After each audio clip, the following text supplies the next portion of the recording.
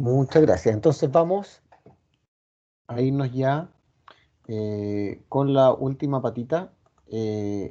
Esta me parece que es nuestra ya última hora de clase y vamos a ver un grupo de tres enfermedades de los peces que por suerte no están en nuestro país. ¿Ya? Entonces, por lo tanto, son considerados enfermedades exóticas, pero son sumamente peligrosas y por lo mismo, ¿no es cierto? Eh, tenemos que vigilarlas, ¿ya? Producto de esta vigilancia, ¿no es cierto?, que tenemos que hacer en estas enfermedades, eh, es importante que las conozcamos, ¿ya? Y para conocerlas, digamos, les voy a hacer estas presentaciones, como les digo, son bastante cortitas, algunas muy escuetas, digamos, en donde les voy a hablar a grandes rasgos de un poquito de cada una de estas tres enfermedades. La primera que vamos a ver, ya se las nombré en la clase anterior, es la infección por alfavirus de los salmónidos, ¿ya? Los alfavirus tienen las siglas, se conocen por la sigla de SAB, que significa alfavirus de los salmónidos, ¿ya? Eh, y es interesante, obviamente, porque se encuentran en el hemisferio norte y no se encuentran en el hemisferio sur. Y eso nos da una ventaja importante frente a Noruega, que sí tiene el problema con esta enfermedad, digamos, y que tienen que luchar día a día para mantenerla a raya, ¿ya? Eh, Básicamente esta enfermedad produce una mortalidad que varía entre el 5 y el 50% de los animales que afecta, ¿ya? Y genera grandes pérdidas económicas no solo por la mortalidad, sino que porque genera pérdidas del crecimiento significativo. Es decir, los peces comen, gastan, pero no crecen, ¿ok? Y al no crecer o al no engordar, obviamente generan un problema de tipo económico productivo, ¿ya? Ojo, es tanto lo que pierden productivamente, que en un momento amenazó la sustentabilidad de la industria noruega, que como ustedes saben es la más grande productora de salmón en el mundo. Sin embargo, se vio amenazada, digamos, esta sustentabilidad por culpa del alfavirus que los hacía perder muchísima plata. ¿Ya? En la medida que hemos ido conociendo el alfavirus, ¿no es cierto? Se han ido generando vacunas, medidas, controles, prevención, qué sé yo, y de esa manera, ¿no es cierto?, se ha ido un poco regulando este cuento de la infección por alfavirus y ya no es una amenaza tan grande. Sin embargo, todavía es una enfermedad que está eh, amenazando constantemente a la industria, ¿ya? Obviamente Chile, que se encuentra libre de esta enfermedad, está en un lugar de ventaja, digamos, en relación a Noruega con esta enfermedad. Pero debemos tener mucho cuidado para que no ingrese, ¿ya? Básicamente se controla mediante buenas prácticas de manejo y de crianza y las vacunas que existen todavía están en una etapa de prueba, todavía no salen libres al mercado, todavía no obtienen el registro, ¿no es cierto?, ni provisorio ni permanente de uso, ¿ya? ¿Dónde se encuentra? Particularmente tanto en la costa norte como en la costa sur de Noruega, ¿ya? Se encuentra en el Reino Unido, en Irlanda, ¿ya? Y se han encontrado casos en algunos otros países, no específicamente de enfermedad del páncreas, sino que de otras variantes de la enfermedad que producen estos virus, como en Francia, ¿no es cierto? Y en Italia, ¿ya? Eh, Tal como les mencioné, ¿no es cierto? La etiología es un alfavirus de la familia Togaviridae. Recuerden que la familia Togaviridae se caracteriza porque toga viene de la toga, digamos, que ocupan los graduados. La toga que ocupan los graduados es esa capa que se ponen encima, ¿ya? Y, y por ende debemos entender que esa toga es el manto lipídico y toda la familia de estos virus tiene manto lipídico, ¿ok? Tal como yo les mencionaba, este grupo o esta familia de virus de los alfavirus producen distintas presentaciones clínicas que se conocen en algunos lugares como diferentes enfermedades, ¿ya? En particular, este es un recorte de un paper, digamos, del año 2007, 2006, por ahí, en donde hasta el momento se habían encontrado tres tipos de alfavirus. Aquí están, ¿no es cierto? Tres tipos, el SAP1, el SAP2 y el SAP3. El SAP1 se había relacionado directamente con la enfermedad del páncreas, Salmon Pancreas Disease, ¿ya? Con la enfermedad del páncreas. Y se había encontrado en Irlanda y en Escocia. Se había aislado de salmón del Atlántico que sufrían de la enfermedad del páncreas, ¿ok? Y experimentalmente, con ese virus, se pudo infectar a salmón del Atlántico, obvio, si venía de salmón del Atlántico, pero también se pudo infectar a trucha arcoíris y trucha café, ¿ya? Además, se conoció el subtipo 2 que produce una enfermedad distinta que se llama sleeping disease o enfermedad del sueño, ¿ya? Este se había encontrado en Francia, en Inglaterra, en Escocia, España, Italia y Alemania. Había afectado específicamente a la trucha arcoíris, ¿ya? Produciendo la enfermedad del sueño, y experimentalmente se pudo infectar al salmón del Atlántico y también a la trucha arcoíris y a la trucha café. Finalmente se encontró un tercer grupo de estos virus, ¿ya? Específicamente en Noruega, y por lo tanto se le llamó alfavirus de los salmónidos noruego, ya que en el SAP3 se había encontrado, por supuesto, solo en Noruega, afectando al salmón del Atlántico y a la trucha arcoíris, y en ambos estaba produciendo la enfermedad del páncreas, ¿ya? Ahora, unos cuantos años después, este artículo es del 2016, ya se habían encontrado 6 subtipos de alfavirus, ¿ya? Esto basado en análisis, por supuesto, filogenéticos de la proteína estructural 2 y se reconocen 6 subtipos. El que afecta al salar y a la trucha en Europa, que era del subtipo 1, ¿se acuerdan? Lo habíamos visto recién. El que afecta al salar y a la trucha, que se encontraban en Escocia o en Irlanda. Y también subtipos 4 y 6, que se encontraban en brotes de PD. También todavía se está encontrando el subtipo 3, ¿no es cierto?, que era específico noruego, ¿ya? Y se han encontrado otros más como este que en Europa continental y en el Reino Unido, ¿no es cierto?, en agua dulce afecta a la trucha arcoíris produciendo la enfermedad del sueño, y también en Escocia, en los salares, una variante del subtipo 2, ¿no es cierto?, pero esta vez en mar, peces más grandes, porque la enfermedad del sueño siempre se había visto en peces pequeñitos. En cambio aquí se encuentra una variante nueva, ¿no es cierto?, que afecta a peces en mar. ¿Ya? Aquí les pongo el encabezado del paper donde se caracterizan estos virus. ¿Mm? Entre la signología característica de esta enfermedad, tal como yo les decía, ¿no es cierto? La mortalidad significativa podía ser muy variable desde el 5 al 50%, sin embargo tiene un 100% de morbilidad, es decir, es una enfermedad en extremo contagiosa, ¿ya? Cuando se me infecta un pez, rápidamente se disemina al resto de los peces de la jaula, ¿ya? Se produce una disminución del crecimiento, como ya les había adelantado, e incluso un 5% de RANS. Los RANS son peces como este, ¿ya? Se les llama también agujas, es decir, son peces que crecen en largo, pero no engordan. Entonces quedan como peces flaquitos, finitos, ¿ya? En español se les llama agujas a esos peces, porque, bueno, tienen la forma de una aguja, digamos, ¿ya? Crecen de largo, pero no engordan, ¿ya? Obviamente esos peces no sirven para el cultivo y hay que irlos sacando de las jaulas y hay que irlos eliminando porque en realidad no llegan a la talla final de los peces que tienen que llegar.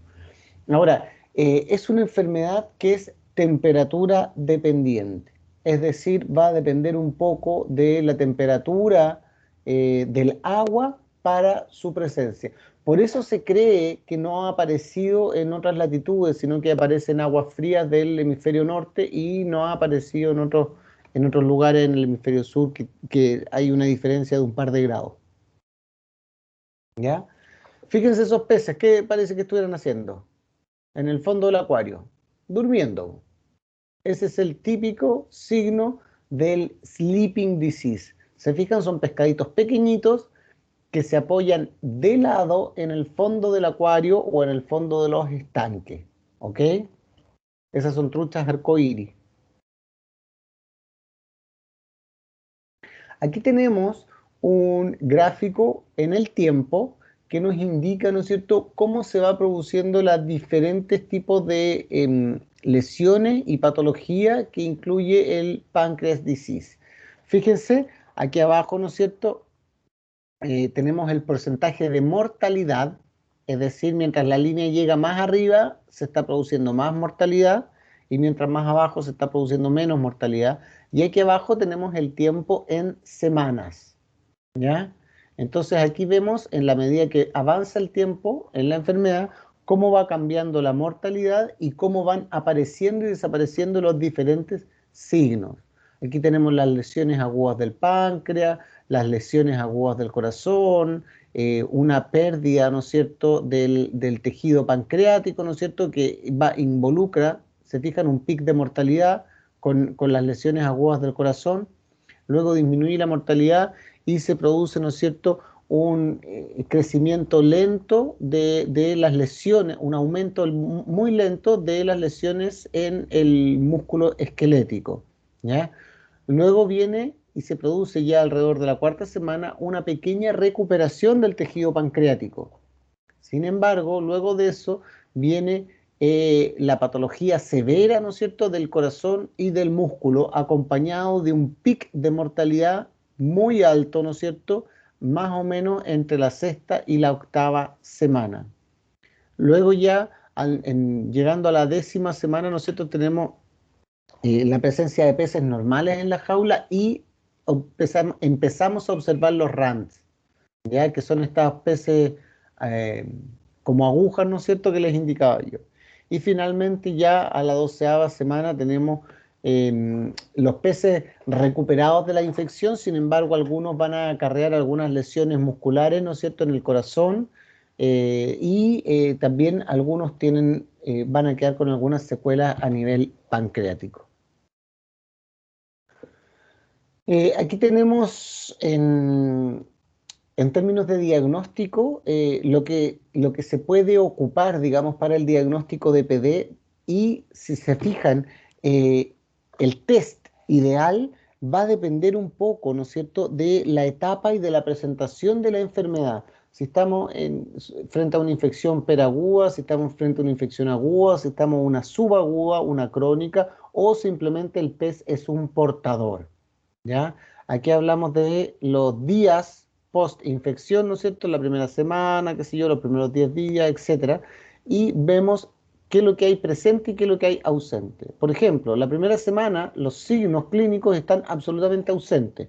Por lo tanto, si nosotros queremos hacer un diagnóstico clínico y estamos en esa primera semana, es imposible. ¿Ok? Luego vemos que ya al 10.º día, ¿no es cierto?, tenemos una pérdida del apetito, y así, ¿no es cierto?, empieza a aparecer la mortalidad y empiezan a aparecer los RANs. El virus, ¿no es cierto?, lo encontramos en el suero y en el corazón, y luego el virus desaparece y ya no lo podemos encontrar. En el caso de la histología vemos cómo empiezan a aparecer las lesiones a partir del 10.º día, ¿no es cierto? Vamos a encontrar lesiones en el páncreas y en el corazón, ¿no es cierto? Y aquí ya en la etapa crónica, en el músculo, ¿ya? En cuanto a la inmunistoquímica, ¿no es cierto? Vamos a encontrar que la primera semana va a aparecer negativa, y desde la segunda semana o de los 10 días en adelante ya puede empezar a aparecer positiva. Sin embargo, ya cuando pasan más de un mes, ¿no es cierto?, empieza a aparecer negativa, ¿ya? Luego tenemos el PCR, digamos, donde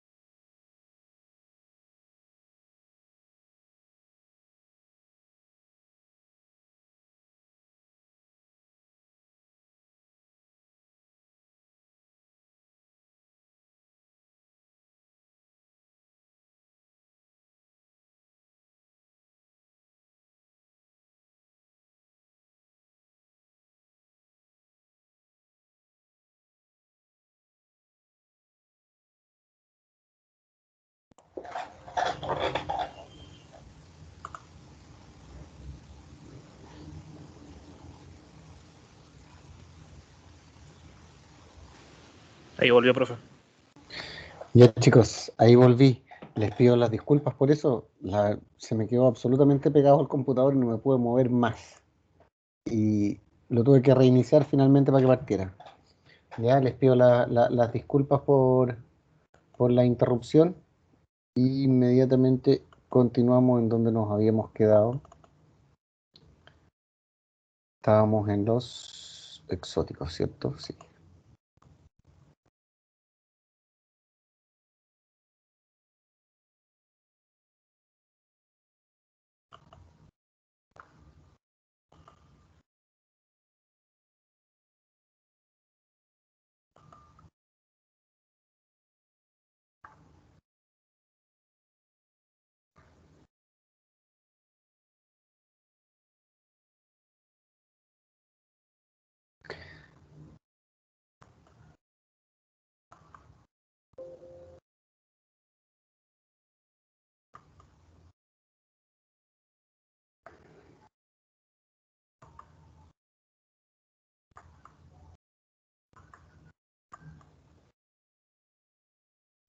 Vamos a compartir esto.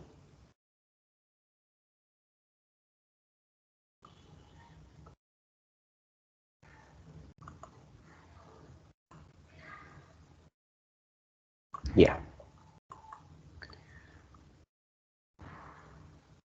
Déjenme chequear que esté grabando.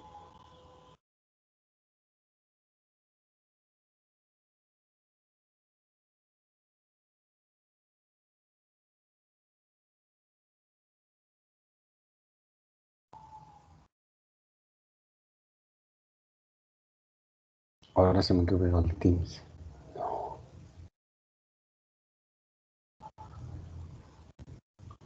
Pero así está grabando, profe.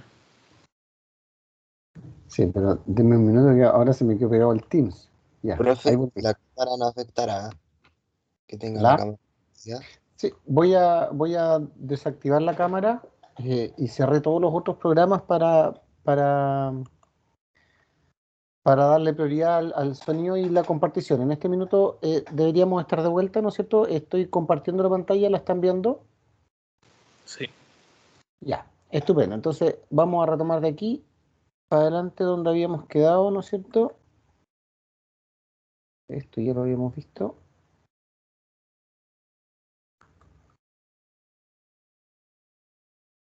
Esto también lo habíamos visto, esto también y esto también. Por aquí andábamos, ¿cierto? No sé en qué parte de este cuadro quedaron, ¿lo alcanzamos a ver todo o me quedé pegado antes de terminarlo?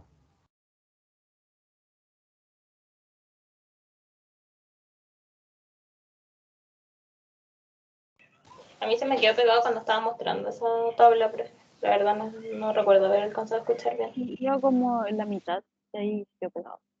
Ya, entonces, en resumen, lo importante de esta tabla es que se den cuenta que de alguna manera el mejor de los diagnósticos en este caso es el PCR porque me da positivo, digamos, o es capaz de detectar al patógeno. Desde la primera signología, digamos, hasta la última me sigue dando positivo. ¿Se fijan? Y es el único de los diagnósticos que está presente en todas las etapas de la enfermedad. Por lo tanto, en Chile, como se trata de una enfermedad exótica, obviamente vigilamos mediante PCR, que nos da la capacidad, ¿no es cierto?, de detectarlo en cualquiera de las etapas, independiente de cuál etapa estén los peces. ¿Ya? En términos de histopatología, ¿no es cierto?, o histología, sumamente importante, ya que de alguna manera el PCR nos dice que está el virus, pero no nos dice que está la enfermedad.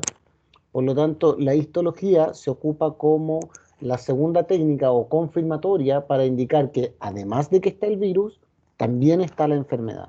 ¿Ya? Tal como lo habíamos visto anteriormente, ¿no es cierto? Produce un problema del páncreas, obviamente se llama enfermedad del páncreas, y el problema que produce es una atrofia del páncreas exocrino, ¿no es cierto? Va a producir también una degeneración cardíaca y un daño en el músculo esquelético, ¿ya? Yo les he repetido varias veces, en Chile hay muy pocos histopatólogos especialistas en peces y claramente yo no soy uno de ellos, ¿ya? Yo normalmente lo que hago con esta fotografía es leerle la descripción de la fotografía, pero yo no hay muchas diferencias que vea entre una fotografía y otra.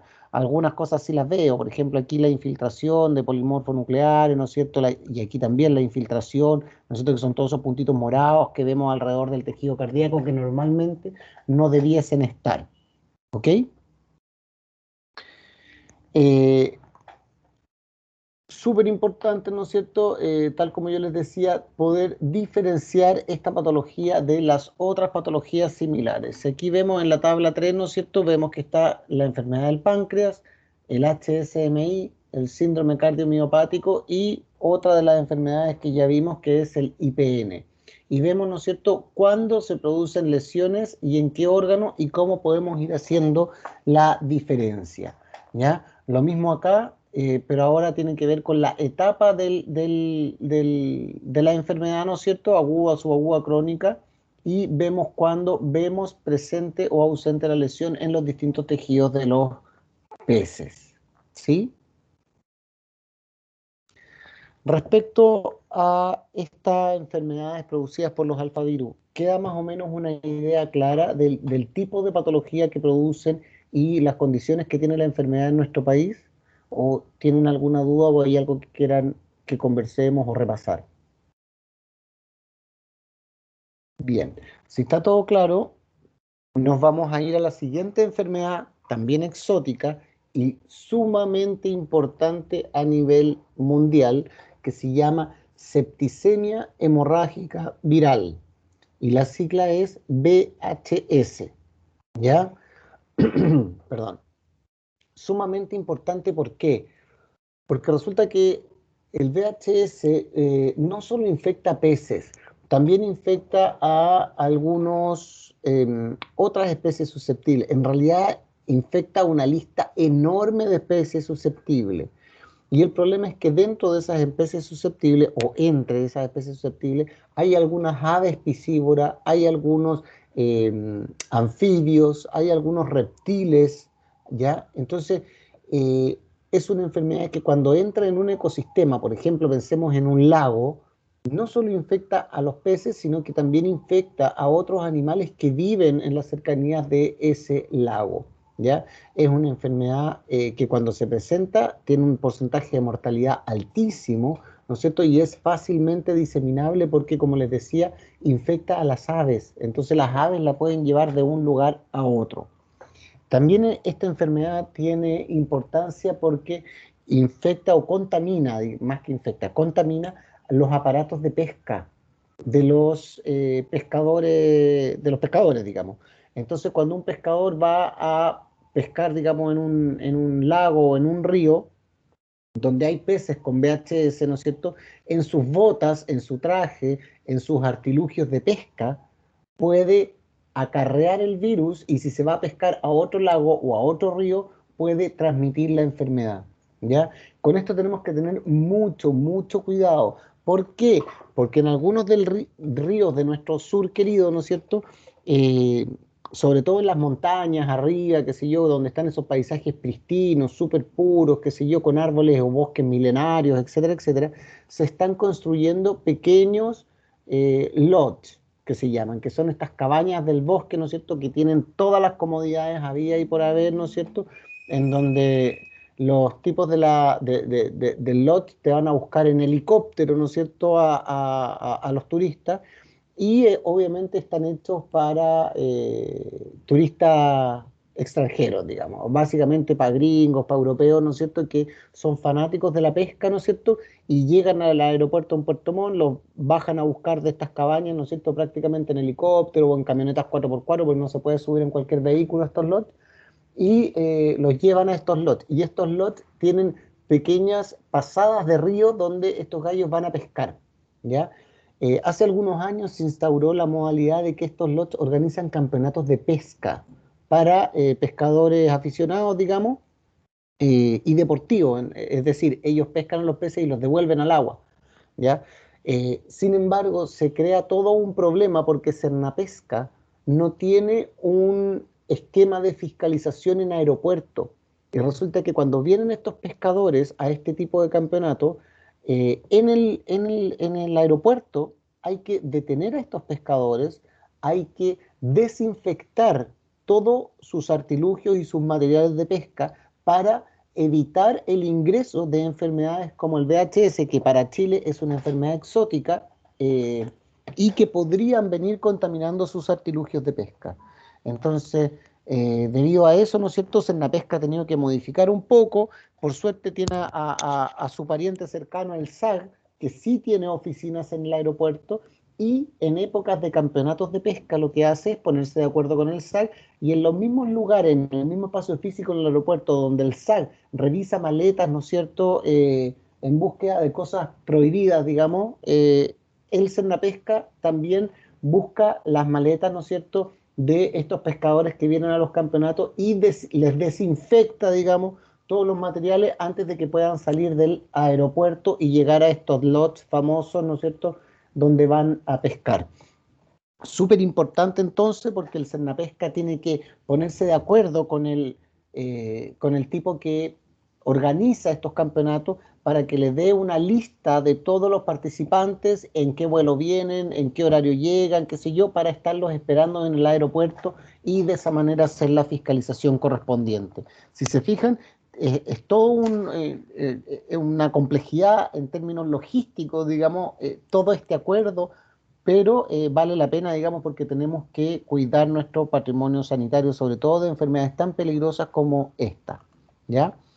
Vamos a ir viendo que en términos de huéspedes, como yo les había hablado, ¿no es cierto?, está la trucha arcoíris y una amplia variedad de especies silvestres, tanto de agua dulce como agua de mar, ¿ya? Ahí les puse el link para la tabla de especies susceptibles que tiene el manual de la OIE.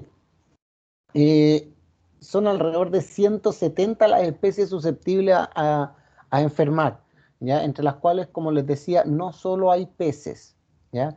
Es un virus que pertenece a la familia Rhabdoviridae, igual que el virus de la rabia, recuerden, tiene esta forma de bala, ¿no es cierto? Es un virus envuelto, recuerden que al igual que el virus de la rabia, ¿no es cierto?, la primera medida es lavar con abundante agua y jabón, porque como es un virus envuelto, ¿no es cierto?, el jabón va a destruir este manto lipídico, ¿no es cierto?, y va a inactivar al virus, ¿ya? Ahí en la microfotografía vemos, ¿no es cierto?, algunos virus que están de frente, que por eso se ven redondos, y otros virus que están de lado y por eso se ve la forma característica de bala, ¿ya? Y ahí vemos un pez afectado por VHS, ¿no es cierto?, con todas las hemorragias en los distintos lugares del cuerpo que va a producir este virus, ¿ya? La distribución es bastante compleja porque si se fijan hay zonas templadas del hemisferio norte, tanto en agua dulce como en agua de mar. También está en América del Norte, ¿no es cierto?, principalmente en lo que son peces silvestres, ¿ya? Y en Asia, en algunos países de cultivo, en peces de cultivo también, en peces silvestres, ¿ya? Si se fija en nuestro país está blanco como si no tuviera información y en realidad no es que no tenga información, sino que nunca ha sido reportado, debía haber sido verde. Pero si se fijan, hay en México, hay en Estados Unidos y hay en Canadá. Aquí en Estados Unidos, perdón, aquí en Estados Unidos está el famoso estado de los Grandes Lagos, ¿ya? Y en esta zona el VHS es muy prevalente y es ahí donde van los pescadores, ¿no es cierto?, estos aficionados gringos, ¿no es cierto?, con sus trajes y toda su tecnología a pescar. Y ahí es el riesgo de que desde ahí se transmita la enfermedad a otros lugares. Si se fijan, también la enfermedad se ha presentado en algunos países de Europa, ¿no es cierto?, y también en Asia. Eh, es interesante ver, ¿no es cierto?, que entre, entre esta combinación, ¿ya? Esta combinación se produce entre esta costa, digamos, de Canadá a Estados Unidos y entre los países nórdicos, hay rutas migratorias de peces y peces que se han chipeado acá, se han encontrado acá y peces que se han chipeado acá, se han encontrado a este lado.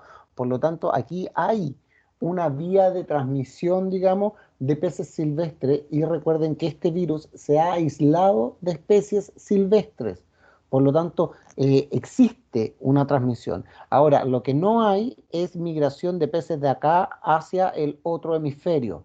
La transferencia es solo por acá. ¿Ok? En ese sentido, debemos cuidar, digamos, que no se produzca la transferencia.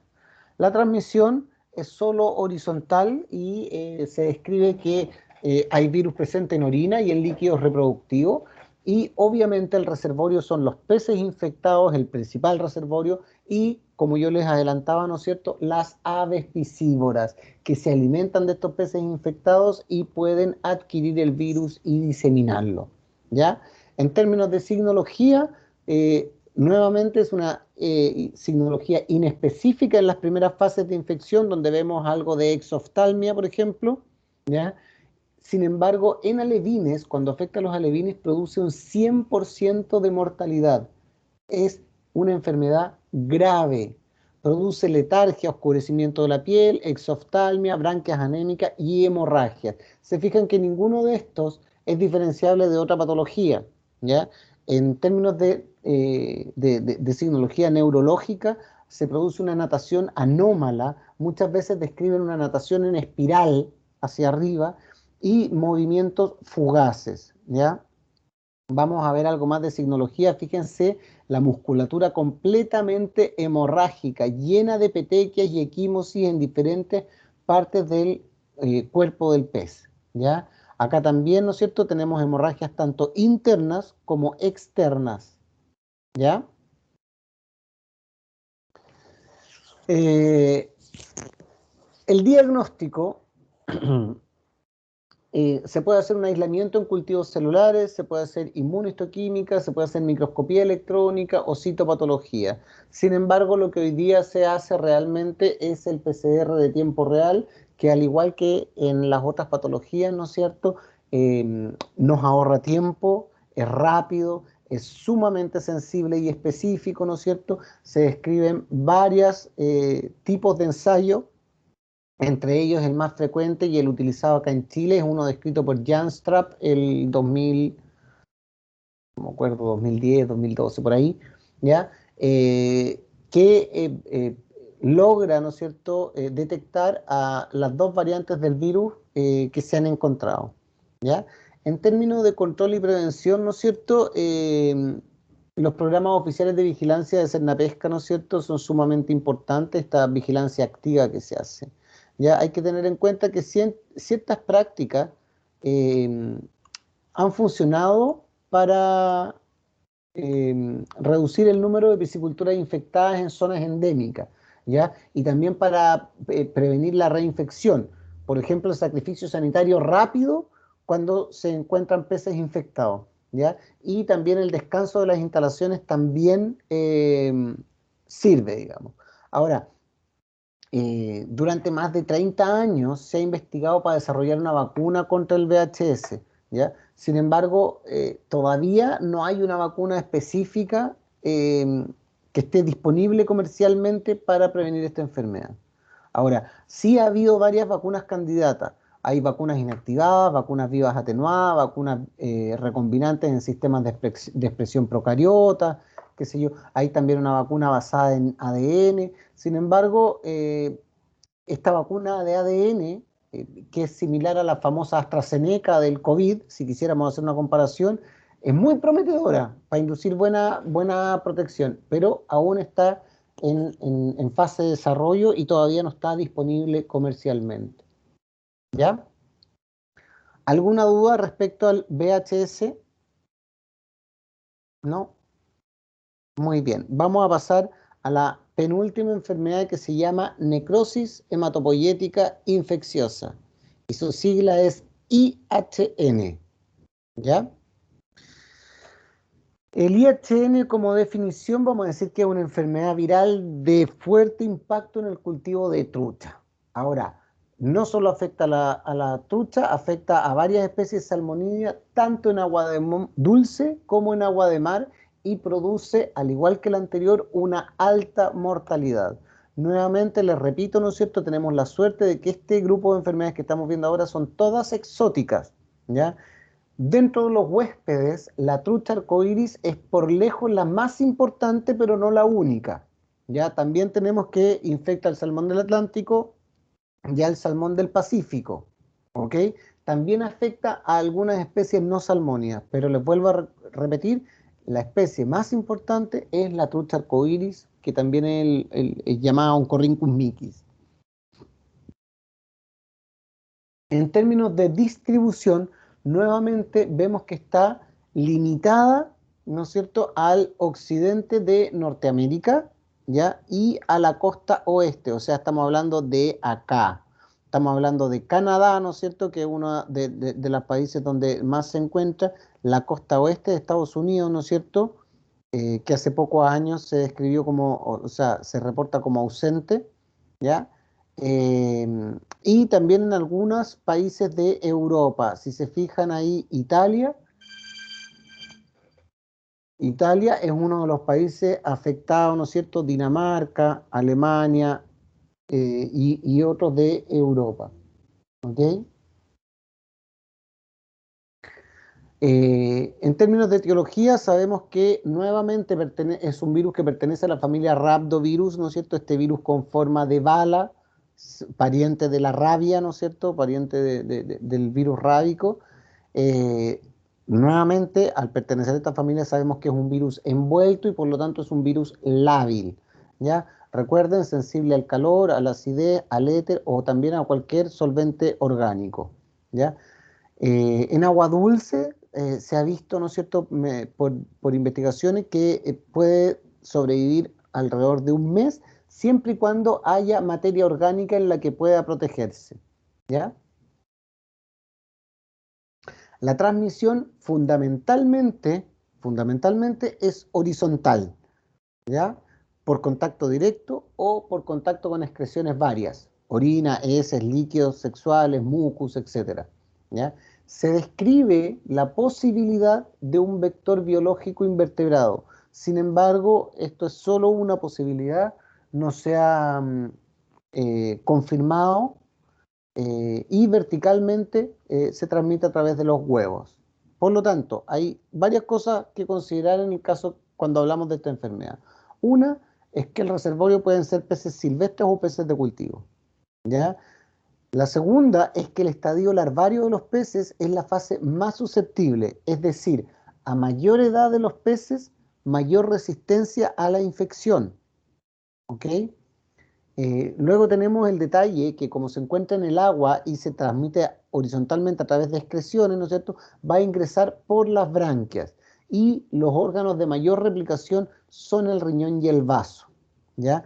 También en este caso se producen peces persistentemente infectados. Cuando los peces logran aguantar la infección, ¿no es cierto?, y pasan a una etapa más adulta, digamos, los peces mantienen esta infección y la diseminan. Y recuerde que ante cualquier estímulo estresante pueden volver a sufrir la enfermedad, ¿ya? En términos de sintomatología, tienen una mortalidad altísima, altísima, 90-95% o incluso más, siempre y cuando afecte a peces pequeños. Recuerden que en la medida que los peces aumentan la edad, se van volviendo resistentes, ¿ya? Hay una letargia, ¿no es cierto? Una hiperactividad intercalada, o sea, hay ratos que los peces están muy activos y hay ratos que los peces están muy aletargados, ¿ya? Ahí vemos, bueno, una jaula de cultivo que está sufriendo un brote, ¿no es cierto?, con una alta mortalidad de peces, ¿no es cierto? Y ahí vemos cómo están sacando la mortalidad de las jaulas, ¿no es cierto? Y aquí llama la atención porque están en un tamaño de mercado, o sea, están listos para la cosecha y están muriendo por IHN. ¿Ok? En los pequeños peces vemos oscurecimiento de piel, distensión abdominal, palidez de branquia, exoftalmia, como vemos aquí en la fotito, ¿no es cierto? Y hemorragias petequiales internas y externas. Aquí vemos distensión del abdomen, ¿no es cierto? En términos de anatomía patológica, ¿no es cierto? Vamos a encontrar anemia. Recuerden que vamos a tener hemorragia a distintos niveles, entonces obviamente eso se va a condecir con anemia. vamos a tener un riñón y un vaso pálido, petequias, ya lo habíamos visto, y nuevamente tenemos la aparición de ascitis, ¿ya? Necrosis degenerativa también en algunos órganos. En términos de diagnóstico, ¿no es cierto? Importante el aislamiento, ¿no es cierto? En cultivos celulares. La serología no sirve como análisis de rutina y siempre se habla en términos histopatológicos que hay una lesión patognomónica, que es la necrosis de las células granulares eosinofílicas en la pared intestinal, que es justamente esta fotografía que estamos viendo acá. ¿Ok? Y ahí están las vellosidades intestinales, aquí tenemos la pared, ¿no es cierto? Y vamos a ver esta necrosis, ¿ya? De todas maneras, hoy en día, ¿no es cierto?, el diagnóstico más confiable es por RT-qPCR, o sea, PCR de tiempo real. Este es el método que se está utilizando acá en Chile, ¿no es cierto? Hay varios ensayos publicados, en particular en Chile se está utilizando uno de ellos, ¿no es cierto?, que es el que recomienda la Organización Mundial de Sanidad Animal. ¿Ya? En términos de control y prevención, se hace obviamente la vigilancia, la desinfección de superficie de los huevos, ¿no es cierto?, con estas soluciones iodóforas que yo les mencionaba anteriormente. Están todas las medidas de bioseguridad aplicables, ¿no es cierto?, a el cultivo en sí. Obviamente, cuando nosotros captamos agua de una fuente, tenemos que asegurarnos que esa fuente de agua, ¿no es cierto?, viene libre del virus. En el caso de Chile no hay problema porque no tenemos el virus, ¿ya? Existen vacunas inactivadas, inyectables o también por inmersión, como la que yo les contaba del IPN, ¿ya? Obviamente también se está trabajando en lo que es selección genética de peces que tienen mayor resistencia a esta enfermedad. Y finalmente también podemos, en los lugares donde la enfermedad es endémica, ¿no es cierto?, hacer una desinfección de los afluentes de agua, ¿no es cierto?, con luz ultravioleta que también funciona. ¿Ya? Chicos, vamos a pasar a la última enfermedad que es muy, muy cortita. ¿Por qué es tan cortita? Porque la necrosis hematopoyética episótica, como se llama, o EHN, es una enfermedad que clínicamente no aparece desde el año 2011. Por lo tanto, se cree que se ha logrado erradicar. Sin embargo, tenemos que conocerlas para que en el caso que reaparezca la podamos identificar. Esta enfermedad como tal, ¿no es cierto?, solo afecta a la trucha perca y a la trucha arcoíris de cualquier edad, ¿ok? Es producida por un ranavirus, por lo tanto también es capaz de afectar a anfibios, ¿ya? Es de la familia Iridoviridae, ¿ya? Y como les decía, ¿no es cierto?, no se ha visto signología clínica ni detectado ningún caso desde el segundo semestre del 2011. Es decir, ya llevamos 10 años en que esta enfermedad a nivel mundial no ha aparecido, ¿ya?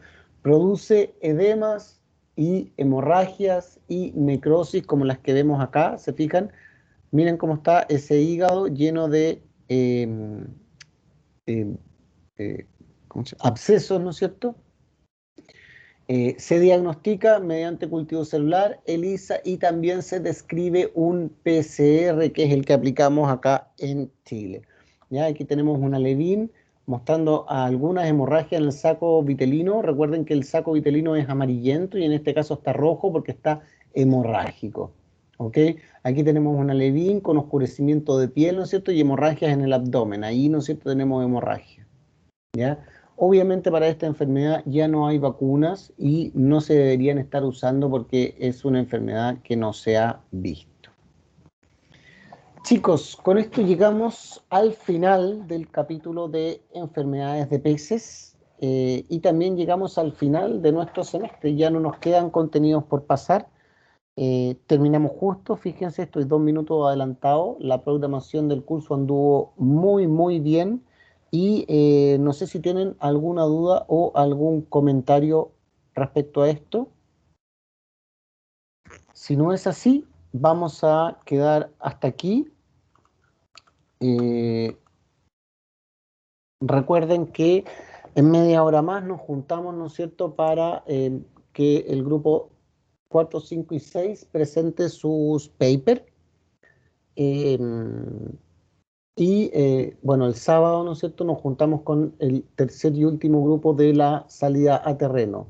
Próximo jueves, la prueba. En el caso mío, ¿no es cierto?, los contenidos que entran es hasta la clase del día de hoy. Ya con Cristian no sé cómo van en los contenidos, me imagino que deben ir igual de bien ya, habiendo casi terminado. El próximo jueves tenemos la prueba, va a ser al igual que las pruebas anteriores, ¿no es cierto?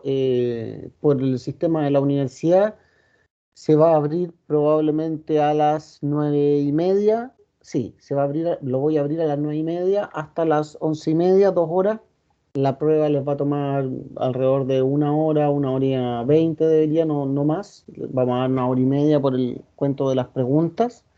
Y durante todo el tiempo de la prueba va a estar abierta una ventana de Teams con una reunión en la cual ustedes pueden, cualquier duda que tengan respecto a la prueba, hacerme las preguntas, ya sea por el chat o por el micrófono, digamos, sin ningún problema. ¿Ya? Chicos, ¿alguna duda? ¿Comentario? Profe, entonces, el martes de clases, ¿o no? El martes sí, el jueves es la prueba. El martes clases, el jueves la prueba y después de la prueba tenemos la presentación de los últimos 3 grupos de los papers y con eso ya damos por terminado el año. Y ahí dependiendo de los resultados de la prueba, si es que alguien va a examen o a la prueba recuperativa, si es que faltaron algunas. Profe, Ya, ¿y profe, hay gracias. fecha de examen? ¿Cómo? Perdón. ¿Fecha de examen? Ah, otra vez, Diego, porque te escucho entrecortado, entonces no te entiendo bien. Fecha de examen. ¿Me La escuchó? fecha del examen, sí, la fecha del examen es el 7. Denme un segundo que se los reviso inmediatamente. Eh, Estoy casi seguro que es el 7.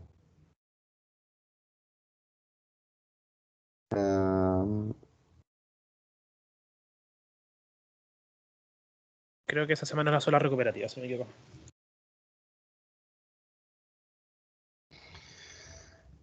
Dame un segundo. Lo tengo. Nos pide la Claudia que hagamos la recuperativa. No sé cuántos alumnos están para la Ya, recuperativa. sí, la recuperativa es el 7. Voy a mirar entonces.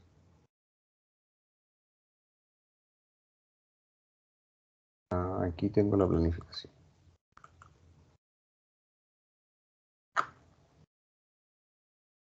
Ya, la recuperativa es el martes 7.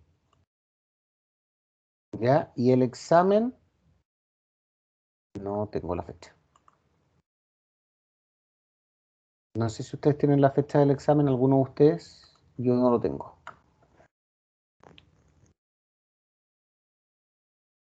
A ver. El 22 de diciembre. Ese día es. 22 de diciembre a las 14 horas. ¿Ya? Anoten por ahí.